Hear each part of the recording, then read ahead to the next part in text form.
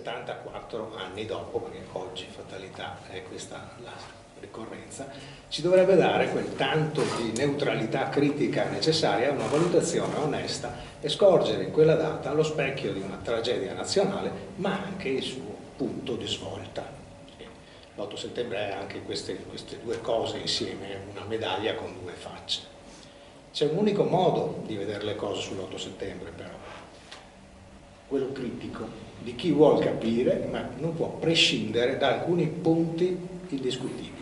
Uno, la terribile responsabilità del regime fascista di aver trascinato il paese in guerra, causa prima di tutte le disgrazie successive e delle conseguenze collaterali, non ultimo l'armistizio. Due, la codardia e l'inettitudine, figlie anch'esse del ventennio fascista, che non consentirono al re, a Badoglio e agli altri di decidere qualcosa di diverso dal non decidere nulla. 3.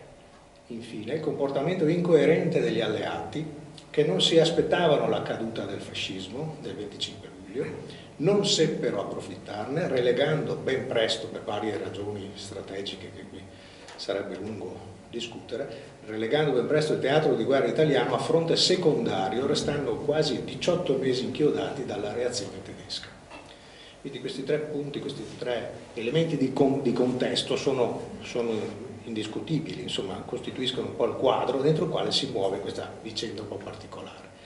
Il problema dell'8 settembre è legato al giudizio da dare alla modalità di attuazione di un improvviso cambio di strategia e di paradigma. Si sta prima da una parte e si passa da un'altra. Anche se è difficile nelle condizioni date e con quegli attori sulla scena immaginare che potesse accadere qualcosa di diverso. Certo, abitudine italica, tutto il torto si caricò e si carica sui capi, certamente responsabili e colpevoli, ma ci si rifiuta ancora di accettare il fatto sgradevole che il Tutti a casa, splendidamente impersonato da Alberto Sordi nell'omonimo film di Comencini del 1960, cioè la tragica dissoluzione dell'esercito italiano, non era, sia stata sì la più plastica dimostrazione di massa che la guerra del regime non era sentita dagli stessi militari chiamati a combatterla, ma che portò a sé come diretta conseguenza l'addio alle armi e alla difesa del paese davanti all'occupazione nazista. E quindi cominciamo la narrazione. Solo 10 mesi prima della data fatidica, parlo del novembre del 42, c'era stata una sorta di generale rederazione per le forze dell'asse su tutti i fronti. Il 5 novembre gli italo-tedeschi al comando di Rommel furono sconfitti a El Alamein, ponendo fine all'illusione di raggiungere Alessandria d'Egitto e il canale di Suez. 3 giorni dopo ebbe inizio l'operazione Torch, con la quale gli alleati occuparono quasi senza resistenza delle truppe di Vichy il Nord Africa francese, Marocco e Algeria, ponendo le basi per l'attacco alla penisola italiana. Tra 12 e 15 novembre, sempre del 42, in Estremo Oriente venne combattuta la battaglia navale di Guadalcanal, che segnò la sconfitta della flotta nipponica e soprattutto mostrò impietosamente che da quel momento per i giapponesi sarebbe stato sempre più difficile assicurare i rifornimenti indispensabili alle loro truppe.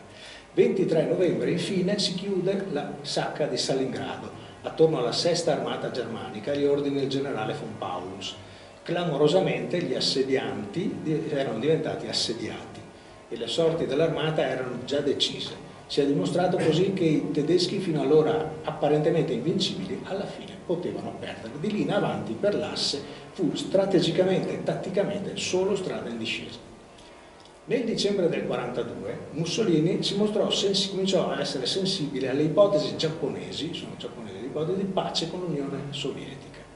Ma l'argomento fine della guerra contro la Russia come paradigma per riorganizzare la difesa contro gli anglo-americani non ricevette alcun apporto positivo, nessun interesse da parte del Führer, che combatteva una sua personale, irridemibile guerra ideologica già profetizzata nel Mein Kampf, trascinando alla rovina la Germania e i suoi alleati. I primi cambiamenti nel sistema di comando del regime avvengono all'inizio del 1943. Mussolini rimuove Ugo Cavallero, che è il capo di Stato Maggiore, e viene sostituito con Vittorio Ambrosio, e viene rimosso poi poco dopo anche il ministro degli esteri Ciano. In realtà questo Vittorio Ambrosio, che va al posto di Cavallero, è un generale che sta già pensando a sganciarsi dai tedeschi. Non sa bene come si potrà fare, e pensa addirittura anche all'opportunità di liberarsi di Mussolini nel caso Mussolini non riesca a sua volta a sganciarsi dall'alleanza con i tedeschi. Aiutante di Ambrosio un certo generale Giuseppe Castellano, di cui sentiremo ancora parlare. In realtà esisteva anche un piano romeno per uno sganciamento concertato da parte dell'Italia e di tutti i satelliti dell'asse dalla Germania.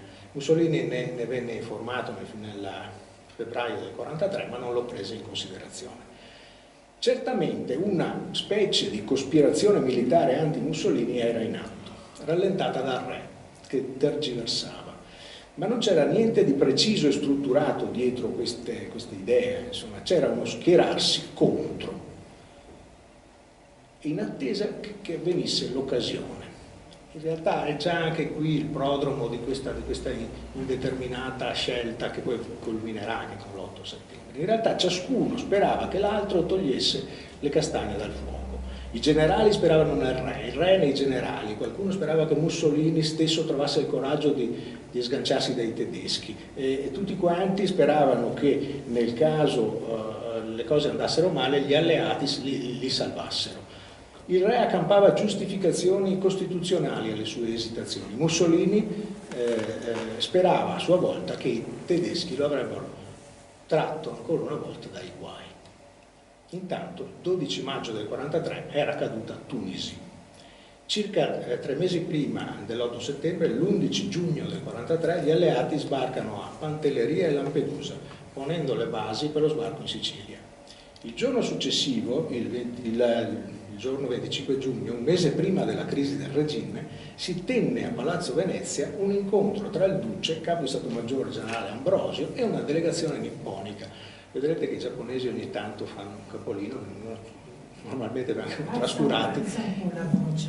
Vengono, lo so, vi sentite? Sì. I giapponesi avevano un singolare interesse alla tenuta del fronte del Mediterraneo. Lì stava inchiodata una buona parte della flotta britannica che altrimenti sarebbe potuta essere impiegata in ausilio agli americani nel Pacifico. Pertanto i diplomatici nipponici stavano un po' sul collo al regime e cercavano anche di dare dei suggerimenti. Comunque il 10 luglio gli alleati sbarcano in Sicilia.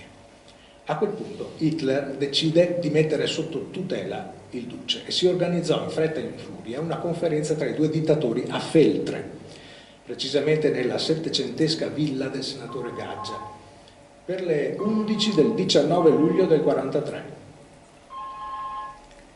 Prima che iniziasse l'incontro, Mussolini venne informato delle intenzioni del Führer. Tutto il potere al duce, accantonamento della dinastia, impiego di più rilevanti rinforzi tedeschi sotto comando superiore germanico. Queste sono le parole di Keitel, cui viene reso edotto il duce. Hitler voleva insomma porre le forze armate italiane sotto comando tedesco, commissariare Mussolini pur intestandogli nominalmente il comando supremo. Questa, se ci pensate, è la vera data di nascita della Repubblica di Salò, anche se gli interessati ancora non lo sapevano. L'intenzione del duce di chiedere a Hitler di far cessare la guerra sul fronte russo, che è la sua un po' fissazione del momento, aveva anche una logica strategica, si scontrò con un torrentizio monologo del Führer che poté essere interrotto solo verso le 12 da un drammatico messaggio che riferiva di Roma sottoposta per la prima volta a un pesante e sanguinoso bombardamento alleato. Non a caso quel giorno ovviamente era un segnale molto particolare.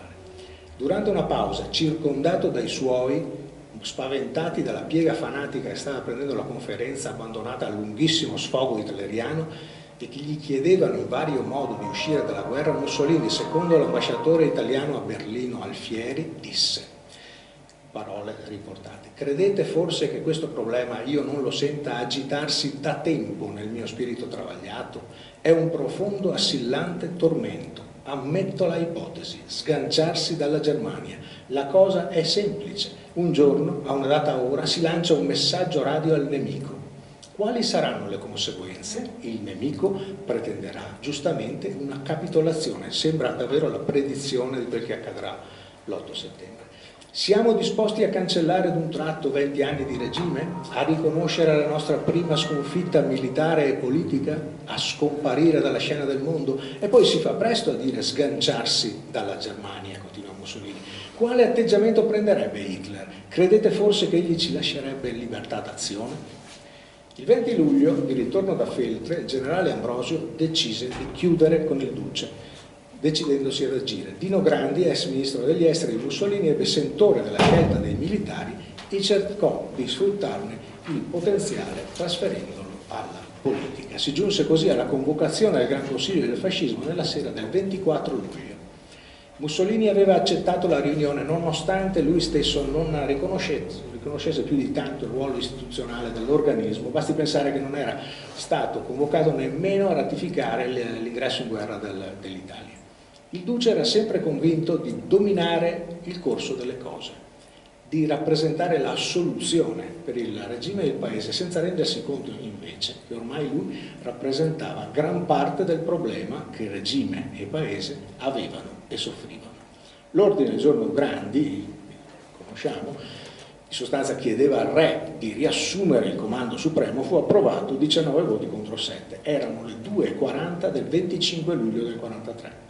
Però il giorno successivo, alle 8, Mussolini era a Palazzo Venezia, come tutti i giorni. Evidentemente non temeva l'esito del voto e confidava nel re, che non gli aveva mai fatto mancare il suo sostegno. A mezzogiorno Mussolini ricevette l'ambasciatore giapponese Hidaka, che aveva chiesto l'udienza preventivamente, e dal verbale di Bassanini leggiamo una cosa importante. Mussolini dice: quando le armi non costituiscono più un mezzo sufficiente per fronteggiare una situazione, ci si deve rivolgere alla politica. Tale punto di vista, riporta il verbale di questa riunione, tale punto di vista egli, Mussolini, aveva ripetutamente cercato di far comprendere al Führer in varie occasioni, non riuscendo a persuaderlo. Il Duce aveva deciso di indurre il Führer a far cessare le ostilità sul fronte orientale, giungendo a un componimento con la Russia. Il Reich avrebbe potuto far sentire tutto il peso del suo potenziale bellico contro gli anglo-americani. Bisogna tenere presente che i giapponesi erano sostenitori di questa via d'uscita perché a loro volta loro avevano stretto un accordo di neutralità fin dal 1941 con l'Unione Sovietica e avevano addirittura sollecitato l'uscita la fine della guerra russo-tedesca fin dall'inizio da posizioni di forza, e questa era dal punto di vista strategico aveva una sua linea. Comunque Mussolini dice: date le condizioni in cui l'Italia si trovava a condurre la sua guerra, essa si sarebbe e a breve scadenza trovata nella assoluta impossibilità di continuare le ostilità e sarebbe stata costretta a dover esaminare una soluzione di carattere politico. Vi prego di considerare con estrema attenzione queste parole, è una sorta di preannuncio di un possibile, chiamiamolo così, armistizio mussoliniano. Ora volevo dirvi una cosa, questa verbale che è stato steso durante la riunione con l'ambasciatore giapponese è confermato dal fatto che l'ambasciatore giapponese a sua volta fa rapporto al suo governo e gli americani intercettano il rapporto. Quindi l'esattezza di queste frasi è confermata da due fonti differenti e da una terza che ha semplicemente copiato quel che ha trovato. Per l'ambasciatore giapponese Hidaka non poteva che essere il chiaro preannuncio di un'imminente uscita unilaterale dell'Italia dalla guerra. Secondo il rapporto che l'ambasciatore fece al suo governo, e che conosciamo dalle intercettazioni mussoliniane, degli americani, Mussolini disse anche un'altra frase: per quel che concerne l'Italia il tempo è quasi finito. Certo, non possiamo più dire che il tempo è dalla nostra parte. Durante proprio la riunione con l'ambasciatore, Mussolini venne a sapere che il re aveva fissato l'incontro con lui alle 17 di quel giorno e dopo quell'incontro, sappiamo, Mussolini viene arrestato. Il re nomina il maresciallo Badoglio che dà vita a un governo militare. Allora, proviamo a sentire, vediamo se siamo capaci.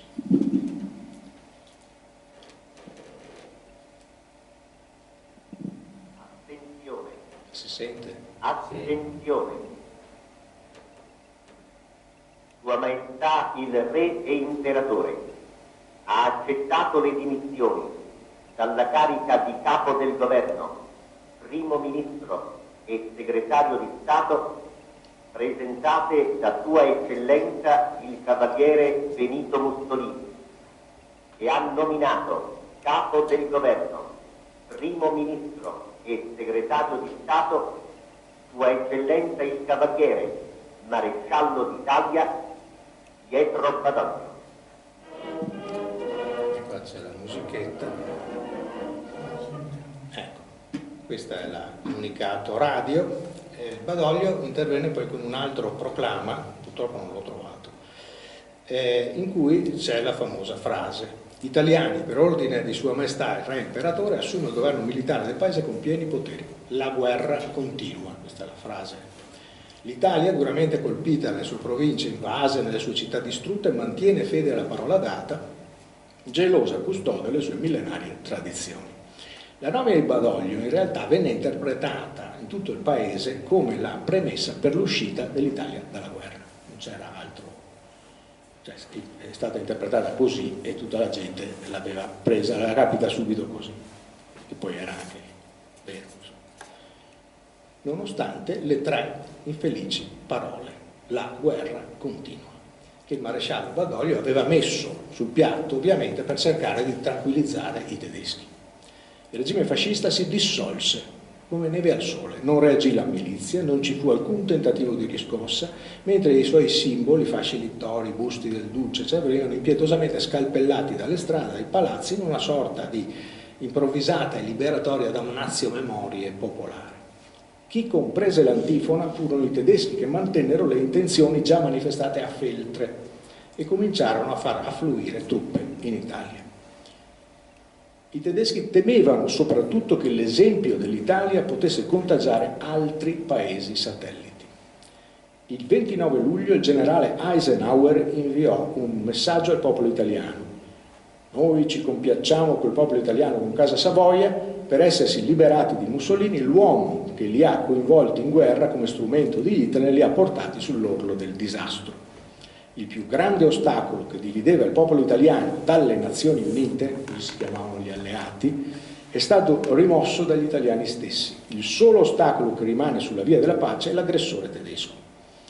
Noi veniamo come liberatori, eccetera, eccetera. Non sappiamo quanti italiani poterono realmente conoscere il fin troppo ottimistico e propagandistico, ovviamente, messaggio del generale americano, ma certo ne ebbero contezza gli uomini di Badoglio, che forse si illusero che bastasse loro tendere la mano verso gli alleati.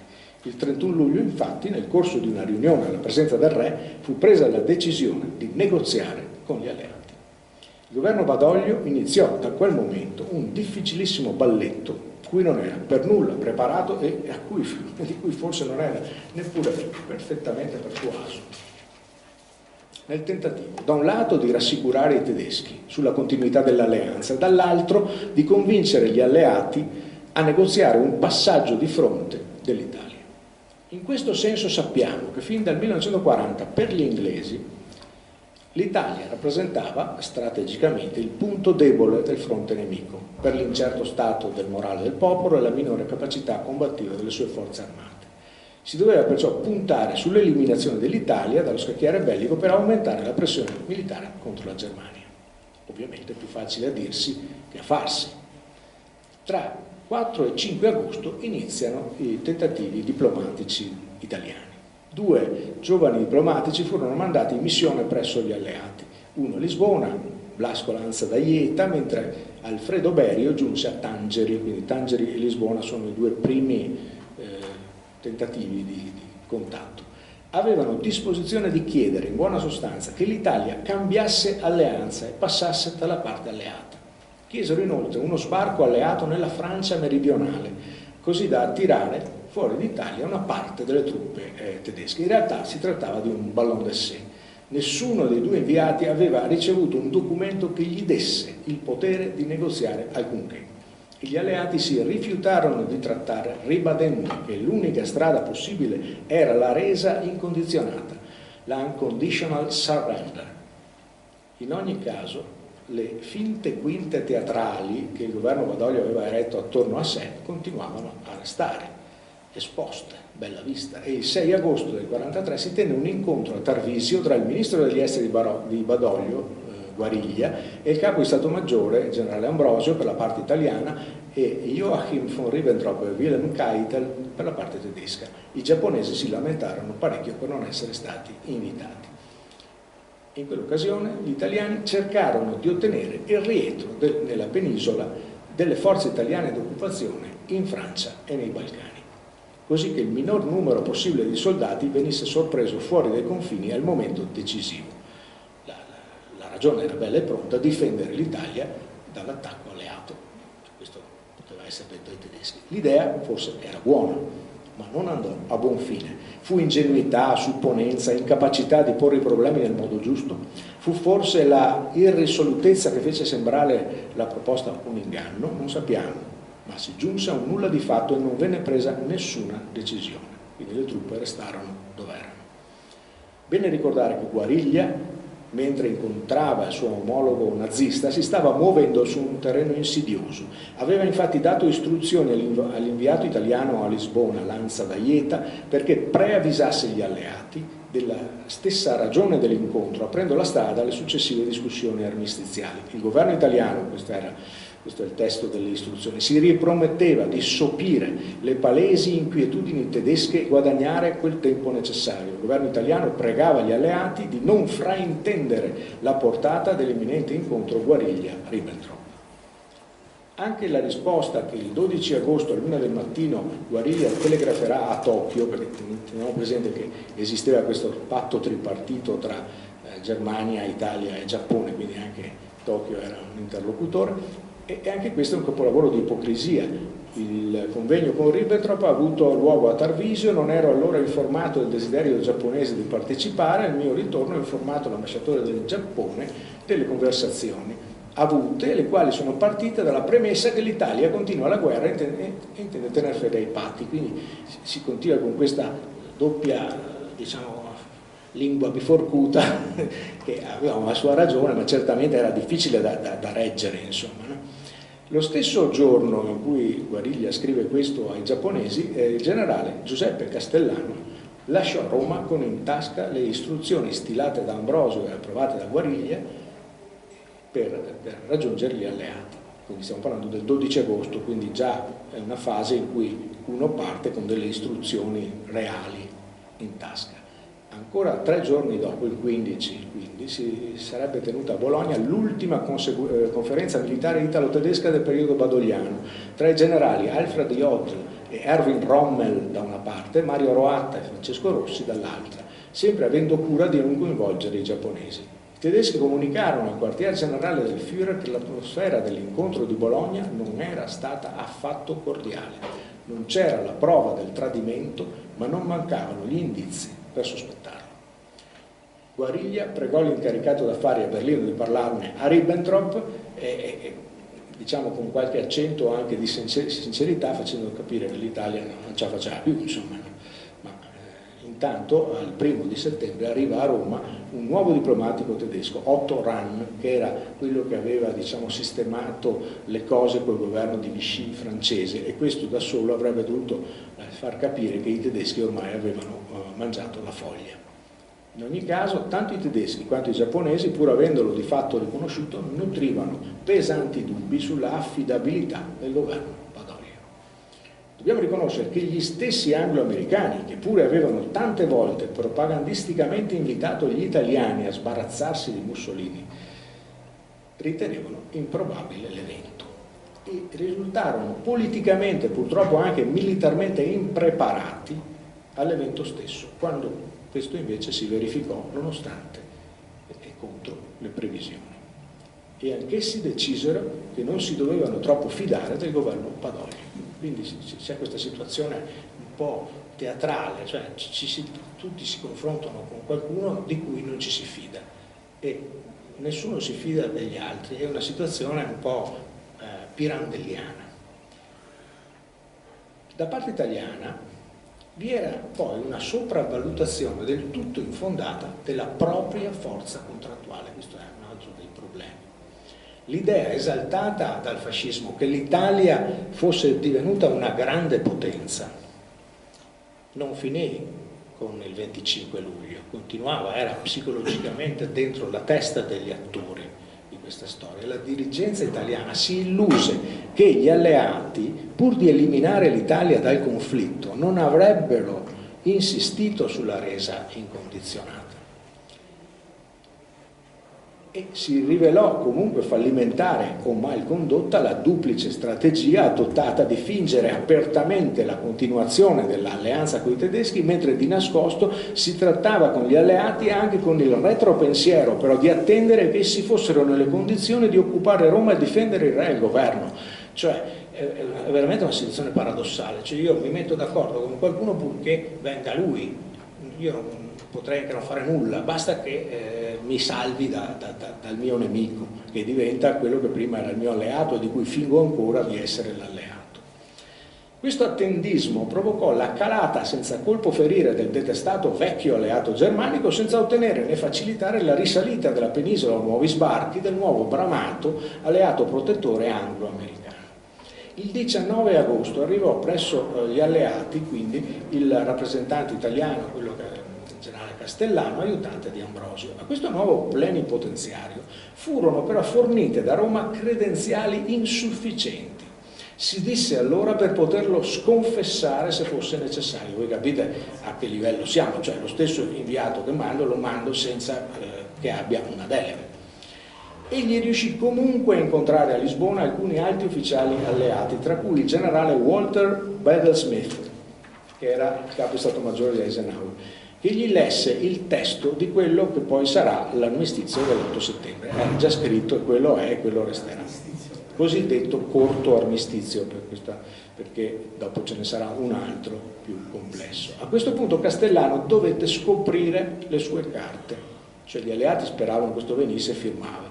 Invece rispondendo di non avere l'autorità per negoziare, in quanto il compito che gli era stato assegnato era di far conoscere la situazione militare dell'Italia. Cito dal resoconto degli alleati. Il generale Castellano spiega che vi è un certo errore di interpretazione nel significato da dare alla sua visita, perché egli è venuto per discutere in quale modo l'Italia può unirsi alle Nazioni Unite in opposizione alla Germania allo scopo di espellere i tedeschi dall'Italia in collaborazione con gli alleati. Cioè, era chiaro che, come per i primi due effimeri negoziatori civili, anche Castellano avrebbe dovuto negoziare semplicemente il passaggio da una alleanza ad un'altra, senza resa. Un rovesciamento di alleanze, insomma. Sembrava che la dirigenza italiana nei suoi massimi livelli non considerasse le decisioni delle conferenze alleate. Mi riferisco in particolare, da ultimo, a quella di Casablanca del gennaio del 1943, pure note pubblicamente. E sembrava che non contassero, che si potesse far come se niente fosse accaduto, passare armi e bagagli da una parte all'altra, insalutato ospite, come si dice. In realtà, come spiegò Bedell Smith, i termini dell'armistizio dovevano essere accettati senza condizioni. Certamente si sarebbe tenuto conto, disse, delle attività antitedesche messe in atto dagli italiani e i termini di resa avrebbero potuto essere modificati in favore dell'Italia sulla base della reale entità dell'aiuto che il governo e il popolo italiano forniranno per il resto della guerra. Questo è il cosiddetto documento di Quebec, un altro dei documenti alleati. Insomma, si tratta del preannuncio di ciò che schiettamente dirà Churchill poco più avanti, cioè che gli italiani, per il loro riscatto politico e morale, avrebbero dovuto pagarsi il biglietto. Castellano cercò di informarsi sulle sorti della Marina, sulle sorti della monarchia, su vari dettagli, ma tutto venne rinviato. L'accordo era che il governo italiano desse il suo assenso entro il 28 agosto, poi spostato al 30 agosto questo termine, per radio, a Castellano venne dato anche una speciale radiotrasmittente, o a Roma tramite il rappresentante britannico presso la Santa Sede. Qui successe l'ennesimo pasticcio. Il generale Roatta, che intendeva verificare l'operato di Castellano, di cui non si avevano notizie a Roma dal 12 agosto, decise di inviare un proprio emissario agli alleati, il generale Giacomo Zanussi. La missione di Zanussi suscitò sospetti negli alleati, che pensarono, non senza una qualche ragione, a una lotta di fazioni all'interno dell'alto comando italiano. italiano. Si vedono arrivare due diversi plenipotenziari. A Lisbona Zanussi scoprì che Castellano era già partito, insomma, e alla fine questo Zanussi, di cui non si fidavano, viene come tenuto prigioniero, viene portato assieme al generale Smith a Cassibile in Sicilia. Il 27 agosto, nel frattempo, Castellano torna a Roma e sottopone a Badoglio e a Guariglia quello che aveva saputo. Il 30 agosto fu comunicato agli alleati che il giorno successivo Castellano avrebbe raggiunto in aereo Cassibile. Le sue istruzioni mostravano tuttavia che il governo italiano non aveva per nulla compreso la situazione ancora una volta. Castellano, infatti, non avrebbe dovuto accettare, ma nemmeno respingere l'armistizio e mettere in chiaro che l'Italia non avrebbe comunque annunziato l'accettazione di un armistizio prima che un consistente numero di divisioni alleate fosse sbarcato a nord di Roma per difenderla dai tedeschi. Proteggere il governo, la famiglia reale e il Vaticano, che non aveva chiesto niente al Vaticano. In particolare Castellano riferì le condizioni del suo governo per un cambiamento di fronte, avanzando la richiesta di uno sbarco alleato di 15 divisioni, ma ottenne da Bender Smith la significativa risposta che in quel caso le potenze alleate non avrebbero avuto alcun bisogno di concludere un armistizio con l'Italia. Insomma, era una mobilitazione italiana a difesa del paese che gli alleati volevano vedere e sostenere. I generali alleati restarono sconcertati quando poi scoprirono che Castellano non aveva facoltà di firmare le condizioni dell'armistizio e si limitarono quindi a respingere le proposte di cui era latore. In un resoconto venato di simpatia scritto da Robert Murphy, consigliere politico di Eisenhower, si legge a proposito delle difficoltà degli emissari italiani. Il fattore preeminente è che gli italiani non sono liberi di fare quello che preferiscono, ma è un bel problema per loro decidere se siamo noi o i loro alleati tedeschi a poter fare i maggiori danni. Stanno letteralmente tra l'incudine e il martello. I rappresentanti italiani nel loro primo colloquio hanno sottolineato di poter fare poco, di non essere pronti a firmare alcunché, termini lunghi o brevi, a meno che noi non si possa garantire uno sbarco alleato a nord di Roma. Anche questo è bellissimo l'inciso, anche solo un po' a nord di Roma. Hanno affermato che se sbarchiamo solo a sud di Roma i tedeschi occuperanno la città e tutto il resto a nord di essa. A loro parere le istruzioni sarebbero peggiori di ogni immaginazione. Il generale Bender Smith, dopo consultazione, accondiscese a quel punto all'invio di una divisione aviotrasportata per proteggere Roma, sempre che gli italiani potessero garantirne la sicurezza e quindi controllare gli aeroporti necessari all'operazione.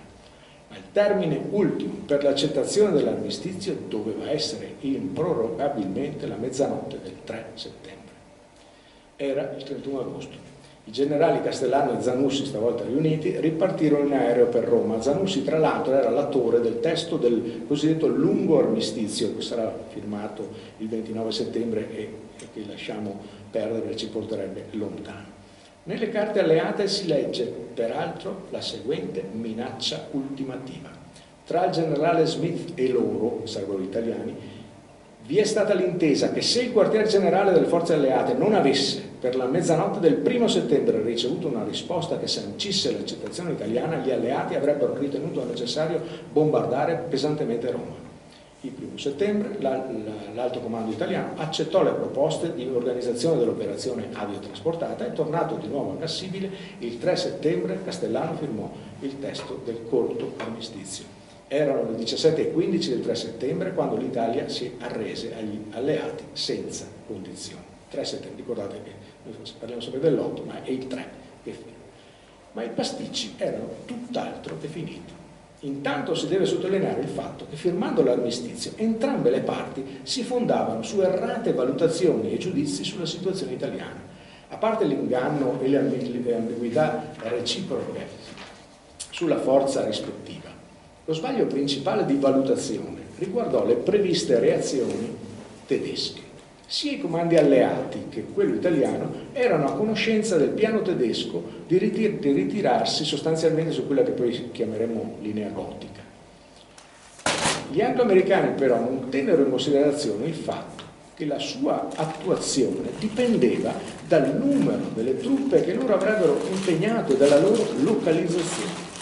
In effetti la duttilità tattica tedesca ebbe maggior successo. Kesserling riuscì infatti a modificare il proprio piano di ritirata non appena si rese conto della limitata consistenza, e poi vedremo che lo sbarco avverrà nella zona di Salerno, delle forze anglo-americane in campo. Per di più, tutto il tempo perduto dagli italiani in schermaglie formali era stato guadagnato dai tedeschi in termini di collocazione delle truppe in punti strategici della penisola. Nello stesso tempo gli alleati ritennero di non potersi fidare a questo punto delle promesse italiane e mandarono a Roma 2 loro ufficiali, il generale Maxwell Taylor, che sarebbe dovuto diventare il capo di quella divisione aviotrasportata, e il colonnello William Gardiner, a verificare la situazione soprattutto degli aeroporti. Il 6 settembre, dicesi 6 settembre, il generale Roatta si rese conto che in realtà l'attacco principale deciso dagli alleati si sarebbe concentrato in uno sbarco sulle coste di Salerno e non quindi vicino a Roma, e che il piano per rendere disponibili gli aeroporti attorno alla capitale per l'intervento aviotrasportato non era fattibile. Così la sera del 7 settembre Taylor e Gardiner arrivarono a Roma scoprendo che gli italiani non erano pronti. Il generale Carboni, che comandava la difesa di Roma, dichiarò, probabilmente esagerando in negativo, che con le forze a sua disposizione non era in grado di offrire appoggio logistico adeguato all'arrivo alla divisione aviotrasportata, e l'operazione in cui si chiamava Giant 2, cioè Gigante 2. Insomma. Taylor, sbalordito per quel che udiva, pretese allora di parlare con Badoglio, il quale stava dormendo, come a Caporetto se non vado errato, e appoggiò il punto di vista di Carboni, riassumibile banalmente nella frase: attendiamo che ci veniate a salvare. Di fronte allo sconcerto di Taylor, Badoglio fece qualcosa che sconvolse ancora di più il militare americano. Chiese, cioè, come se fosse stata la cosa più semplice del mondo, a cui nessuno aveva ancora pensato, che si cancellasse l'operazione di trasporto aereo e, udite udite, che si soprassedesse addirittura all'armistizio tutto. Su richiesta di Taylor, un messaggio venne mandato da Badoglio, seduta stante, al quartier generale di Eisenhower ad Algeri. Questo è il messaggio. Dati i cambiamenti e precipitare situazione, esistenza forze tedesche nella zona di Roma, non è più possibile accettare l'armistizio immediato, dato che ciò porterà la capitale ad essere occupata e il governo a essere sopraffatto dai tedeschi. Operazione Giant 2 non è più possibile, dato che io non ho forze sufficienti per garantire gli aeroporti. Era la sera del 7 settembre, tanto per rendere l'idea. L'accordo prevedeva che l'8 la notizia dell'avvenuto armistizio sarebbe dovuta essere resa pubblica. Il voltafaccia di Badoglio, tanto umorale quanto irricevibile, indignò il quartier generale alleato, ma non lo gettò nel panico. Eisenhower avvertì anzi Badoglio che all'ora concordata gli alleati avrebbero trasmesso via radio l'annuncio dell'armistizio. La richiesta dilatoria di Badoglio fu respinta e un avvertimento preciso venne dato: qualsiasi cedimento da parte italiana nel far fronte agli obblighi sanciti dall'accordo avrebbe avuto gravi conseguenze. Testuale: nessuna azione futura potrebbe in seguito restaurare la fiducia nella vostra buona fede e quindi sarà seguita dalla dissoluzione del vostro governo e della vostra nazione. E arrivò l'8 settembre, che era un mercoledì nel 1943. La mattina gli alleati bombardarono pesantemente il comando tedesco di Kesserling a Frascati nel tentativo di paralizzarne le comunicazioni, senza grande successo oltretutto. Ma non ci fu nessun invio di truppe aviotrasportate. Gli italiani si trovarono da soli di fronte al loro destino. Il Ministero degli Esteri si vide costretto nel pomeriggio a improvvisare con i tedeschi, come leggiamo in un appunto per il ministro del segretario generale degli esteri delle ore 18:25. Straordinaria la battuta finale, non so quanto involontaria, adesso sentirete. Il ministro Rahn, cioè l'ambasciatore tedesco, mi telefona per segnalarmi una notizia diffusa dalla radio di New York, ascoltata dai tedeschi alle 17:45. Secondo la quale il generale Eisenhower aveva informato che era stato firmato l'armistizio con l'Italia e che tutte le truppe italiane avevano deposto le armi. Il signor Rahn mi ha chiesto cosa significava tale notizia. Gli ho risposto che tutto quello che io potevo dirgli era che a me non risultava nulla in proposito. Anche a me era stato riferito pochi minuti prima che la notizia dell'armistizio era stata annunziata dalla radio di Algeri. Rahn mi ha chiesto cosa ne pensavo, e qui la battuta, per me è una battuta, non è una battuta in realtà, ho risposto che credevo si trattasse di una manovra della propaganda nemica. Tuttavia, pochi minuti dopo, alle ore 19, Guariglia ricevette l'ambasciatore tedesco al ministero e gli confermò la notizia dell'armistizio. E verso le 19:40 Badoglio, dopo diverse riunioni, annunziò alla radio l'armistizio. L'avrete sentito chissà quante volte.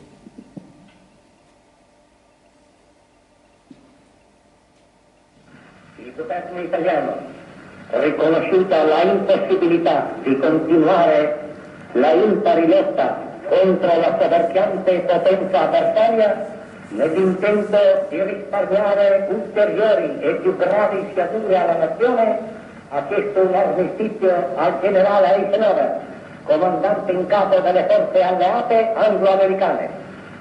La richiesta è stata accolta.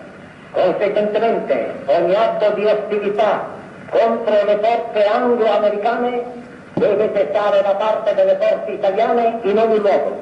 Esse però reagiranno ad eventuali attacchi da qualsiasi altra provenienza.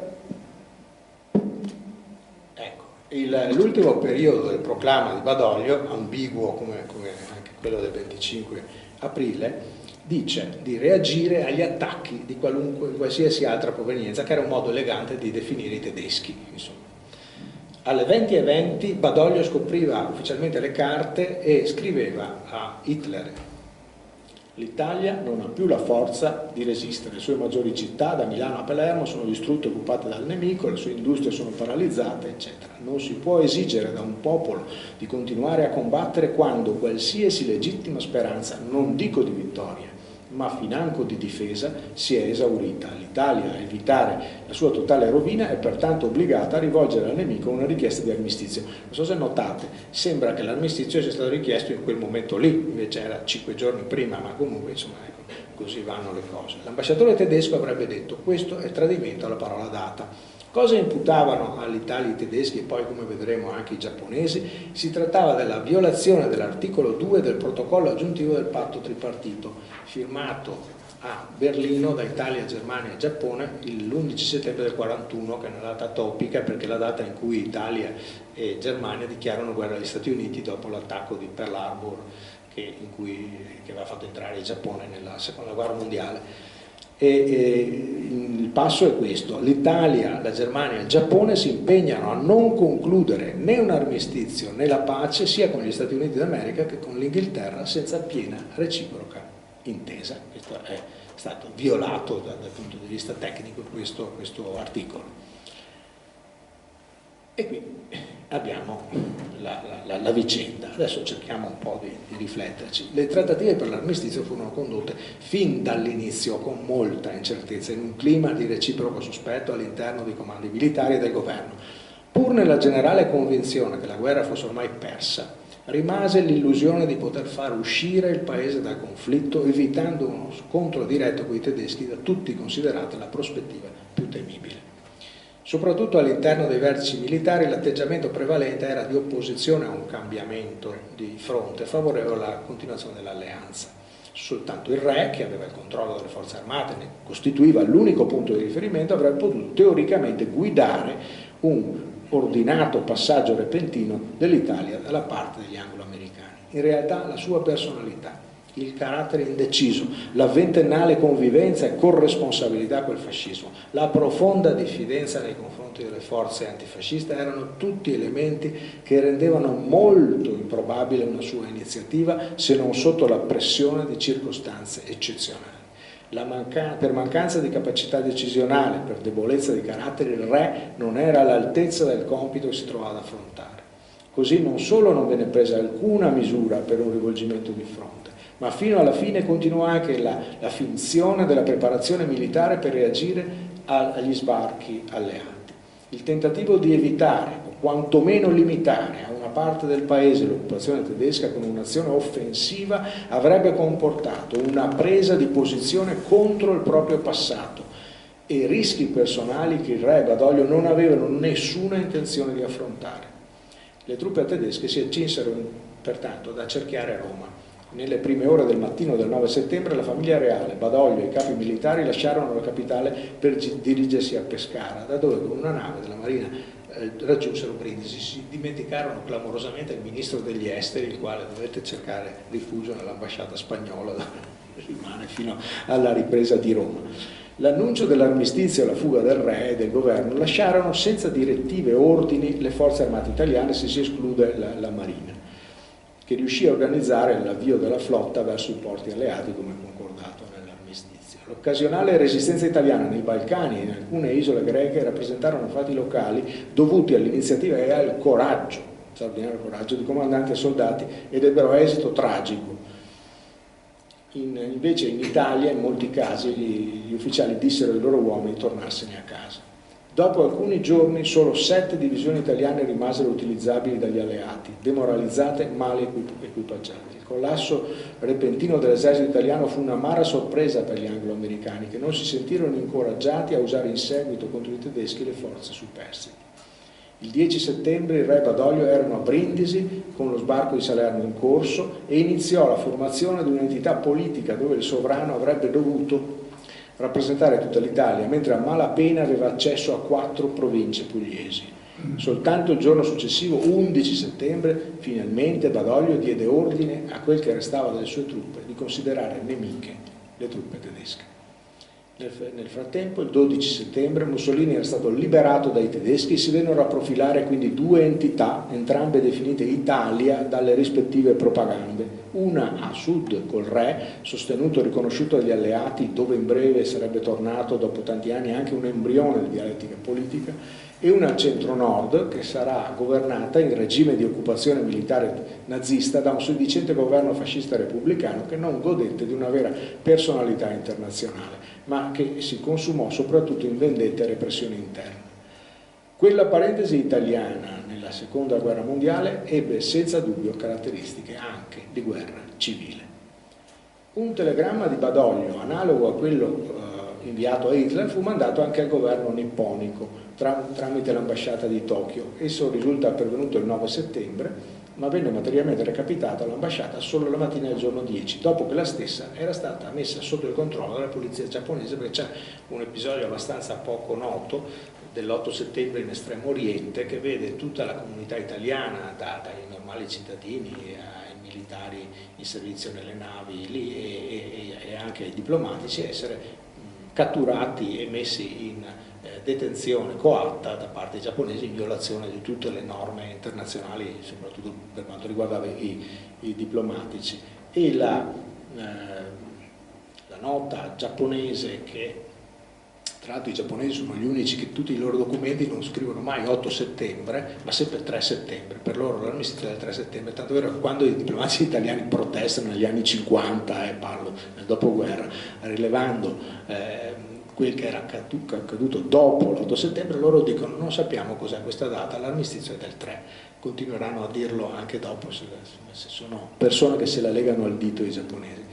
E accusavano di tradimento gli italiani perché alcune navi, sempre sulla base degli ordini di Supermarina, del comando della Marina, si autoaffondarono a navi da guerra italiane in Cina, in sostanza, sullo Yangtze, si autoaffondarono su indicazione della Marina e solo un incrociatore, l'intrecciatore Eritrea, riuscì a mettersi in salvo e raggiunse gli inglesi a Ceylon.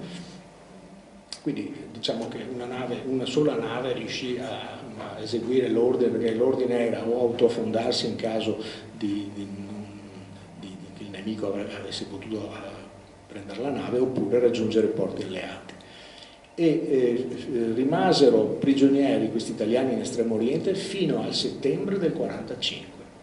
Cioè una situazione assolutamente poco nota, però che vide tra i protagonisti anche Dacia Maraini, allora bambina, con le sue sorelline e i genitori, che finì in campo di concentramento indipendentemente dal fatto che fosse una bambina e che i suoi genitori non fossero militari, subendo anche veramente un trattamento assolutamente infame. E quindi il concetto di tradimento che era stato applicato dai tedeschi agli italiani in questa circostanza, il fanatismo del gruppo dirigente giapponese seppe rivestire la parola di una connotato veramente inquietante. Comunque diciamo, la chiusura della vicenda, è vero che gli italiani reagirono perché ci furono, non so, tra i 600.000 internati militari in Germania, solo pochissimi accettarono di rientrare in Italia per andare con la Repubblica di Salò, ci furono tutti gli episodi di resistenza terribili per la loro fine in Grecia e nei Balcani, ci fu la capacità di resistere con la resistenza o anche semplicemente con un comportamento.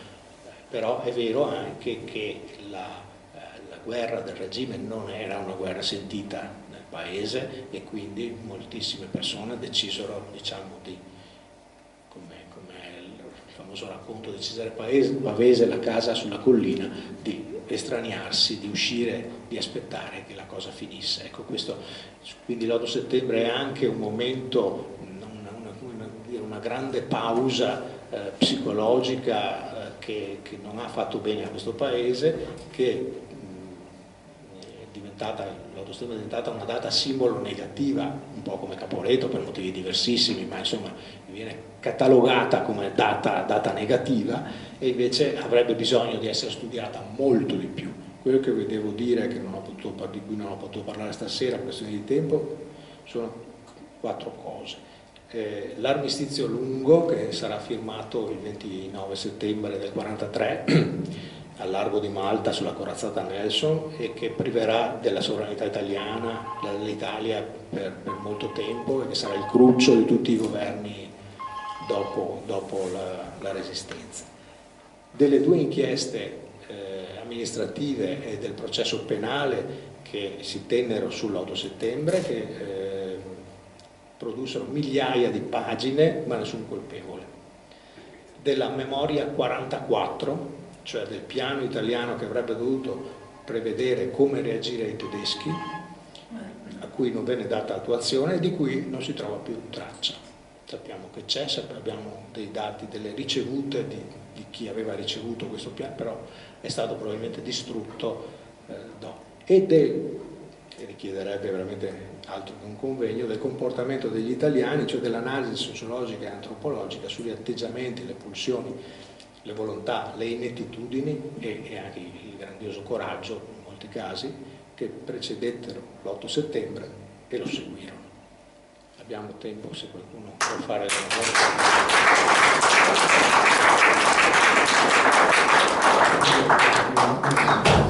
Se ci sono domande? Come mai la cattiva nomea degli ufficiali italiani, specialmente altri ufficiali, continua anche dopo 70 anni nella NATO, perché tutto sommato non ci stiano quei campi? Qui un tentativo di spiegazione l'ho dato, non si esce da una dittatura gratuitamente dal punto di vista psicologico, eccetera.